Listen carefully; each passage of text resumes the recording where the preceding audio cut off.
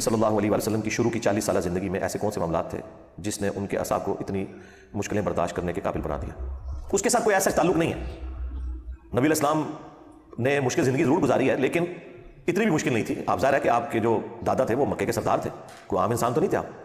یہ ضرور ہے بخاری مسلم میں آیا کہ نبی علیہ السلام نے فرمایا کہ میں نے قریش کے لوگوں کی بھیڑ بکریاں بھی چرائی ہیں, اور وہ بخاری کے الفاظ ہیں کہ کوئی نبی ایسا نہیں ہے جس سے اللہ نے یہ کام نہ لیا ہو. اور بیسیکلی وہ انبیاء کی ٹریننگ ہوتی تھی, اس وجہ سے نہیں کہ ان کا کھانا پینا اس کے ساتھ جڑا ہوا تھا. مکے کے سردار کے گھر اولاد ہوئی ہے, اور وہ اولاد بھی ایسی ہے کہ جس کا باپ فوت ہو چکا ہے, تو وہ بڑے لاڈلے تھے. اب ایران والوں نے ایک فلم بنائی ہے محمد کے نام سے, وہ آپ دیکھیں تو اس میں آپ کو اندازہ ہوگا کہ دادا نے کیسا پیار کیا ہے نبی علیہ السلام کے ساتھ. تو وہ پریکٹس کروائی جاتی تھی کہ امت بھی بھیڑ بکریوں کے مانند ہے, شرارتی بھیڑیں بھی ہوں گی, شریف بھی ہوں گی, وہ ریوڑ سے علیحدہ ہو جائیں گی, انہیں کس طرح آپ نے ریوڑ کے اندر لے کے آنا ہے. تو یہ پریکٹس کروائی جاتی تھی انبیاء کو. بخاری میں الفاظ ہے کوئی نبی ایسا نہیں ہے جس نے بھیڑ بکریاں نہ پالی ہوں. اس سے کوئی بھیڑ بکریوں کی فضیلت یا پالنے کی فضیلت نہیں ثابت ہوتی ہے, اور نہ اس سے کوئی نبی علیہ السلام کی کوئی غربت ثابت ہوتی ہے کہ آپ علیہ السلام نے اتنی غربت تھی کہ آپ کو بھیڑ بکریاں لوگوں کی چلانی پڑ گئی, بلکہ یہ ایک پریکٹس کے ساتھ تھا. پلس نبی علیہ السلام کی آلموسٹ 25 سال کی عمر میں جب شادی ہو گئی ہے تو مکے کی امیر ترین عورت کے ساتھ شادی تھی, سیدہ خدیجہ کے ساتھ. تو آپ اعلان نبوت کے بعد تو ضرور فقر کی زندگی میں گئے, اس سے پہلے تو آپ کا سٹینڈرڈ بہت بہترین تھا اپنے زمانے کے اعتبار سے. باقی یہ نبی علیہ السلام کے اعصاب کا مضبوط ہونا تو یہ گریجولی ہوا ہے. سورہ ہود میں ہے کہ ہم انبیاء کے واقعات آپ کے ساتھ اس لیے بیان کرتے ہیں تاکہ آپ کے دل کو مضبوط کرے. جب نبی علیہ السلام کو یہ اللہ تعالیٰ بتا رہا ہے کہ 950 سال تک نوح علیہ السلام نے تبلیغ کی ہے, سوائے چند لوگوں کے لوگ ایمان نہیں لے کے آئے, تو نبی علیہ السلام کو اپنے اعلان نبوت کے 13 سال تو کچھ بھی نہیں نظر آتے ہوں گے اس کے مقابلے پہ. ایک بندہ 950 سال تک تکلیف کاٹے اور 78 بندے مسلمان ہو, دوسرا بندہ 13 سال محنت کرے اور صرف 125 مسلمان ہو, تو وہ پھر بھی اس کو تسلی آئے گی یار 125 نے تو ایمان قبول کیا, نوح علیہ السلام تو 950 سال تک 78 بندے بھی نہیں مان لے کے آئے. تو حضور کا دل اس سے مضبوط ہی ہوتا تھا نا انبیاء کے واقعات سے. تو قرآن کے ذریعے اللہ تعالیٰ نے آپ کے اعصاب کو مضبوط کیا. یہ ایک غیبی تائید تھی, گریجولی آپ کے ساتھ یہ سارے معاملات ہوئے. باقی نبی علیہ السلام سخت دل کوئی نہیں تھے, یہ میں آپ کو بتا دوں. اعصاب ضرور مضبوط تھے لیکن آپ انتہائی رقیق القلب تھے, چھوٹی چھوٹی بات پہ آپ کے آنسو نکل آتے تھے اور وہ آپ کو اس پہ کوئی کنٹرول نہیں تھا. بخاری مسلم میں ہے کہ نبی علیہ السلام میں کنواری لڑکیوں سے زیادہ شرم و حیا تھی. آپ کو اگر کسی بات سے ناگواری ہوتی تھی تو آپ کے چہرے سے ہمیں پتہ چل جاتا تھا. یعنی نبی علیہ السلام اتنی کلین سلیٹ تھے کہ آپ اپنے چہرے کے ایکسپریشن بھی کنٹرول نہیں کر سکتے تھے. دیکھیں نا جو دنیا میں مضبوط اعصاب کے لوگ ہوتے ہیں نا, جنہیں ہم سمجھتے ہیں مضبوط اعصاب کا, وہ بڑے کننگ اور بڑے مکار قسم کے لوگ ہوتے ہیں. انہیں غصہ بھی آیا ہونا تو وہ اندر ہی پی جاتے ہیں, بعد میں چھرا گھونپتے ہیں اگلے بندے کے پیٹ میں یا پیٹھ میں. جب موقع ملتا ہے بدلا اتارتے ہیں, اس ٹائم تو لگتا ہے یار کہ بالکل اس طرح. اور اس کا تجربہ اکثر ان باسز کی شکل میں ملازمین کو ہوتا ہے جو منہ پہ کچھ اور ہوتے ہیں اور پیچھے سے کچھ اور ہوتے ہیں. آپ کہتے ہیں نہیں یار وہ تو بڑا اچھا بندہ ہے. اس طرح مولوی بھی آپ دیکھ لیں اچھے طریقے سے ملیں گے, پیچھے اگر انہیں پتہ چل جائے رفع الدین شروع کیا ہوا ہے تو پوری مسجد کے ساتھ الگ الگ آپ کی وہ برائی بیان کریں گے, سامنے آپ کو بڑے اچھے طریقے سے ملیں گے, رکھ رکھاؤ. لیکن نبی علیہ السلام کے بارے میں بخاری مسلم الفاظ ہیں کہ آپ کے چہرے سے پتہ چل جاتا تھا آپ کو یہ بات اچھی لگی ہے یا بری. یعنی آپ اپنے ایکسپریشنز پہ کنٹرول نہیں رکھ سکتے تھے. اور یہ کلین سلیٹ بندے کی نشانی ہوتی ہے کہ جو دل میں ہے وہ اس کے چہرے پہ نظر آ جاتا ہے. یہ نہیں ہے کہ اندر باہر سے کچھ اور ہے, نہیں. دیکھیں بخاری میں حضرت واشی کو ڈائریکٹ حضور نے کہا کہ واشی تیرا اسلام قبول ہے لیکن مجھے اپنی شکل نہیں دکھانی, مجھے چچا یاد آتا ہے. اب یہ کلیئر کٹ حضور نے اپنا موقف سامنے رکھ دیا, کوئی رکھ رکھاؤ کہ نہیں. قرآن میں بھی ہے نبی علیہ السلام کو کہا گیا کہ آپ فرمائے سورہ صاد کے اینڈ پہ وما انا من المتکلفین, تم فرما دو اے نبی کہ میں تکلف کرنے والوں میں سے نہیں, اسٹریٹ فارورڈ بات کرتا ہوں. کتنی اسٹریٹ فارورڈ بات ہے بخاری مسلم میں کہ 3 دفعہ دستک دو, جواب ملے تو ٹھیک ورنہ واپس چلے جاؤ, برا بھی نہیں ماننا. جواب دینے کا بھی کوئی پابند نہیں ہے اندر سے, یہ بھی ذہن میں رکھیں. ہمارے تو 3 اس وقت پورے ہوتے ہیں جب تک 3 دفعہ وہ جواب نہ دے. ہاں کہتے ہیں ہو سکتا ہے سنے نہ ہوئے, تو وہ گھنٹی بجاتے رہتے ہیں. وہ 100 دفعہ گھنٹی بجا کے ان کا پہلا ہوتا ہے جب وہ آ کے گالیاں نکالتا ہے باہر. جواب دینے کا بھی کوئی پابند نہیں ہے اندر سے کہ میں نے ملنا ہے یا نہیں ملنا ہے, گھر میں کوئی موجود ہے یا نہیں ہے. یہ آپ کا رائٹ ہے اور میں الحمدللہ سنت پہ عمل کرتا ہوں. ہاں یہ ذہن میں رکھیے گا. CCTV کیمرے لائے ہوئے ہیں, میں جنہوں نہیں ملنا ماردہ رہے پہلا.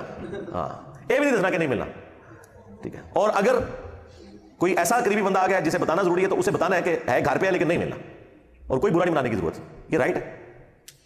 ادھر بیٹھے ہوئے نا لوگوں سے ملنے کے لیے بیٹھے ہوئے, آئے ملے. میرے گھر جانے کا کیا تک بنتا ہے کسی کا جب اتنے سیکورٹی ایشوز بھی لگے ہوئے ہوں کسی کے ساتھ, تو ادھر اس لیے بیٹھے ہوئے نا بھائی. اور کون ملتا ہے مجھے بتائیں, تو طارق جمیل صاحب کو مل کے بتائیں, ڈاکٹر ذاکر نائک کو مل کے بتائیں, ٹھیک ہے. ان کی دعوت کا تو والیوم اس لیول کا ہی نہیں ہے جتنا ہمارا ہے, گراس روٹ لیول کے اوپر ہے. باقیوں کی تو سطحی دعوت ہے, کسی کی صرف کمپیریٹیو ریلیجن کے اوپر ہے, کسی کی اخلاقیات کے اوپر ہے. میں تو ایک مولوی ایک مسیتی ایک فرقے کی منجی ٹوکی ہوئی ہے. تم سوچ سکتے ہو دنیا کا اس ٹائم سب تو بڑا فتنہ جڑا ہے عربی علاوہ میں ہی ہوں. تو اس صورتحال میں تو یہ پاسبل نہیں ہے کہ کوئی میرے گھر پہ آ جائے, اور میں ویسے اکثر گھر پہ ہوتا بھی نہیں ہوں. میری 3-4 جگہیں ہیں مختلف جن پہ میں ہوتا ہوں. تو اس لیے نبی اسلام کی جو اعلان نبوت سے پہلے کی جو زندگی ہے اس کو اللہ تعالیٰ نے ایسے کوئی زیادہ ڈسکس بھی نہیں کیا, سوائے ایک چیز کے سورہ یونس میں, کیا نبی تم ان سے فرماؤ میں اتنا عرصہ تم میں رہا ہوں, کیا تم نے پہلے مجھ سے کوئی ایسی بات سنی ہے جو اتنی حکمت کی باتیں میں اب کر رہا ہوں. تو یہ اس بات کا ثبوت ہے کہ مجھ پہ اچانک یہ کتاب نازل ہوئی ہے. اگر میں پہلے کوئی کسی شاعر کا شاگرد ہوتا, کسی فلاسفر کے پاس میں جاتا ہوتا, تو آپ لوگ میرے بارے میں سوچتے بھی کہ یار یہ شروع سے بڑی سیانی باتیں کرتا تھا تو یقیناً یہ جو ہے نا وہ اس قسم کا کلام لکھ سکتا تھا. تو اللہ تعالیٰ نے سورہ یونس میں فرمایا کہ نبی تم ان سے فرماؤ میں نے عمر کا ایک حصہ تم میں گزارا ہے, کیا تم نے مجھ سے کوئی ایسی پہلے بات دیکھی ہے؟ پھر جہاں تک اس میں ساتھ آیا کہ اگر اللہ نہ چاہتا تو میں تمہیں اس پر مطلع بھی نہ کرتا, اور میں تو خود پابند ہوں اس وحی کا جو میری طرف آتی ہے. اور ساتھ یہ بھی کہہ دو انی اخاف ان عصیت ربی عذاب یوم عظیم, میں تو خود ڈرتا ہوں اس بات سے کہ اگر میں نے بھی اپنے رب کی نافرمانی کی تو بڑے دن کا عذاب مجھے بھی آ پکڑے گا. ہاں وہ بالکل کلیئر کٹ بات کی گئی ہے. اس دعوت کے کام میں شخصیت پرستی سے عوام کو بچانے کے لیے آپ کیا کر رہے ہیں؟ میں ہی تو سب کچھ کر رہا ہوں جی, ہمیں تو کوئی نہیں بابا مانتا, تو ہم نے تو سب کچھ کیا ہے, وہ سب کچھ کیا ہے جو کرنا چاہیے. جب بھی کوئی عالم دین فیمس ہو جاتا ہے تو لوگ اس کی محبت میں ایکسٹریم پر چلے جاتے ہیں, اور ان علماء کو مرنے کے بعد ان کے ساتھ بالکل ٹھیک ہوتا ہے نا, وہ بت بنے ہوئے ہوتے ہیں نا, ان کے ساتھ ٹھیک ہوتی ہے کیونکہ وہ اپنی کتابیں آپ کو لکھ کے دے کے جاتے ہیں نا, المہند اور اسام الرحمن. میں نے تو کوئی کتاب نہیں آپ کو لکھ کے دی ہے, میرا تو کوئی بھی لیکچر اپلوڈ ہوتا ہے تو سائڈ پہ بخاری مسلم اور نیچے آیات ڈسپلے ہوتی ہیں. تو آپ نے ٹکر مارنی ہے تو جا کے امام بخاری امام مسلم کو اور قرآن پاک کے ساتھ ٹکر لیں, اس شخص کے ساتھ ٹکر لیں جس کی قبر مدینے میں ہے. میں تو بیچ میں سے نکلا ہوں, میں تو ڈاکیا ہوں, میرا تو کوئی لینا دینا نہیں اس معاملے میں. اللہ کی طرف سے جو وہی نبی علیہ السلام پہ نازل ہوئی اور آپ نے ختم نبوت کی برکت سے وہ کام امت کو شفٹ کیا, ہم وہ تعلیمات بولی بالی امت تک پہنچا رہے ہیں. باقی علماء اس لیے کلٹ بنتے ہیں, وہ فرقے بناتے ہیں, مدرسے بناتے ہیں, چندہ بک بناتے ہیں اور کہتے ہیں فلاں کے پیچھے نماز ہوگی, فلاں کے پیچھے نہیں ہوگی, فلاں نہیں ہمارے پیچھے ہوگی, باقیوں کے پیچھے نہیں ہوگی, اور جنت میں ایک فرقہ جائے گا وہ یہ والا ہوگا, باقی سارے جنمی ہیں. تو ہم میں تو کوئی ایسی بات موجود نہیں ہے. ٹھیک ہے, اس کے اوپر میں کافی دفعہ بول چکا ہوں. آپ جا کے یوٹیوب پہ لکھیں انجینئر نے ایک نیو فرقہ بنا لیا, یہ لکھیں تو تب بھی آپ کے سامنے آ جائے گا. پچھلے دنوں بھی میری ایک ویڈیو اپلوڈ ہوئی ہے اقامت دین, اس میں نے یہ ساری باتیں کی ہیں بھائی, اور وقتاً فوقتاً یہ باتیں کرتا رہتا ہوں. تو شخصیت پرستی تو وہاں آتی ہے جہاں شخصیت کی تعلیمات ہوں. ہمارے اسٹوڈنٹس آپ سے یہ نہیں کہیں گے کہ علی بھائی نے یہ کہا ہے, یہ وہ کہہ سکتے ہیں ابھی بھی اور بعد میں بھی کہ علی بھائی کا اس بارے میں موقف ہے, فلاں ویڈیو میں انہوں نے حدیث دکھائی ہوئی ہے. آپ لوگ یہ نہیں کہہ سکتے کہ احمد بریلوی کا یہ موقف ہے, فلاں جگہ اس نے حدیث دکھائی ہوئی ہے. اشرف تھانوی کا یہ موقف ہے, فلاں جگہ اس نے آیت کوٹ کی ہوئی ہے اور وہ آیت ویسے ہی ہے. آپ لوگ نہیں کر سکتے. اور جو آپ لوگوں کے بزرگ کر کے گئے ہیں 2 نمبر, میں نے وہ بھی بتا دی ہوئی ہے کہ یہ اس آیت کا اس حدیث کا کوئی لینا دینا ہی نہیں تھا. آدھے آدھے ٹکڑے اٹھا کے آپ کو بتائے ہوئے ہیں, وہ میں نے سارا ان کو ننگا کر دیا. اس ذہن میں رکھیے گا, ہمارے اسٹوڈنٹس یہ کان کھول کے بات سن لیں کہ ہمارے اس پلیٹ فارم کی برکت صرف اتنی نہیں ہے کہ اس کا قد کاٹ سارے فرقوں سے بڑا ہو گیا دعوت کے حوالے سے, بلکہ یہ ہے کہ اس نے باقیوں کی کریڈیبلٹی بھی ختم کر دی ہے. اب باقی آیت بھی بیان کریں, لوگ کہتے ہیں پتہ نہیں ہے بھی ہے کہ نہیں آیت. یہ ہے کامیابی ہماری کہ انہیں ننگا کر دیا کہ دکھاؤ کہاں لکھا ہوا ہے. لوگ کہتے ہیں جنہیں صاحب اسٹوڈنٹس پیدا کریں تاکہ وہ آگے کام لے کے چلیں. سرکار آگے تو جو کام انہوں نے لے کے چلنا ہے وہ میں نے اپنی زندگی میں خود ہی اللہ نے مجھے کروا دیا. وہ کام کیا لے کے چلنا ہے کہ آپ نے امت کو ٹرانسفارم کرنا ہے کہ وہ بابوں سے ٹوٹ کے رسول اللہ کے ساتھ جڑے. تو پوری امت جڑ گئی ہے. چھوٹے چھوٹے بچے کہہ رہے ہیں کہ بابے شاہی کوئی نہیں, ہاں وہ کہہ رہے ہیں بخاری میں لکھا ہے, مسلم میں لکھا ہے, تو بس ہم نے اپنے حصے کا کام کر دیا. the damage has been done. اس کے آگے اور کیا کرنا ہے؟ اس کے آگے آپ بتائیں نا کہ یہ ہونا چاہیے, وہ تو پہلے ہی ہو گیا. نہ آپ کے بچوں کو اسکول جانا پڑا, نہ کسی مدرسے میں داخلہ لینا پڑا.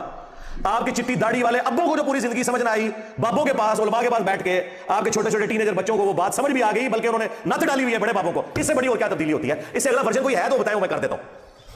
آخری ورژن یہی ہوتا ہے نا کہ ٹرانسفارم ہو جائے پورے کا پورا معاملہ. مدارس کس لیے بنائے جاتے ہیں؟ ٹرانسفارم کرنے کے لیے, کہ ایسے بندے تیار کیے جائیں جو آگے وہ فکر لے کے چلیں. ہم فکر کیا فکر لے کے چلنی ہے, اگلوں کی فکر پہلے ہی بدلی جا چکی ہے. تو فکر لے کے چلنے والے لوگ نہیں, آپ فکر بدلنے والے لوگ ہیں. نہ یقین ہے تو میمز دیکھ لیں کس طرح مذاق, اور یہ مذاق جینون ہے, یہ سنت ہے. صحیح مسلم میں حدیث ہے کہ صحابہ کرام کہتے ہیں نبی علیہ السلام فجر سے لے کے اشراق کے وقت تک مجلس کرتے تھے روزانہ, اور اس میں ہم اپنے زمانے جاہلیت کے جو واقعات تھے, جو اینٹی اسلام ایکٹیویٹیز تھیں, شرکی ایکٹیویٹیز تھیں, ان کو یاد کر کے ایک دوسرے کو واقعات اپنے سناتے تھے, کسی تینج کرتے ہوتے سن, اور پھر خود اپنے ان اعمال کے اوپر ہنستے تھے کہ ہم کتنے جاہل تھے, اللہ نے ہمیں ہدایت دی. اور نبی علیہ السلام بھی ہمارے واقعات کے اوپر مسکرا دیتے تھے. ظاہر ہے بزرگ بھی کو بات سن رہے ہیں کہ یار یہ اتنے گئے گزرے تھے.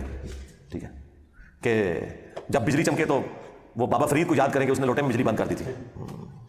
سرکار بابا تو ہے جنہیں سارے بابے لوٹے بند کرتے ہیں, وہ بابا سب تو بڑا بابا ہوا ہے. ٹھیک ہے نا, تو اس طرح کے بابے تو کاش سارے ہوتے کہ جو لوگوں کو قرآن بخاری مسلم سے جوڑتے. ٹھیک ہے, تو